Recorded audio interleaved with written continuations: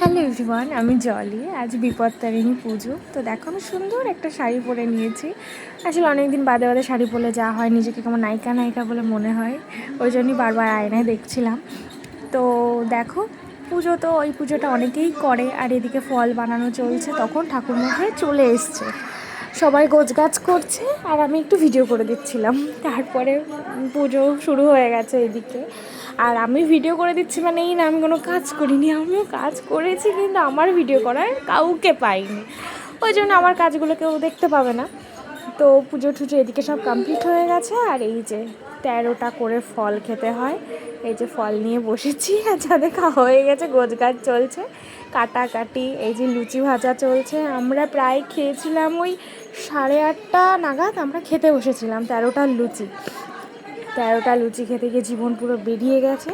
আর সাথে চা করেছিলাম, এই যে সেটাই বলছিলাম যে আমি চাও করেছি।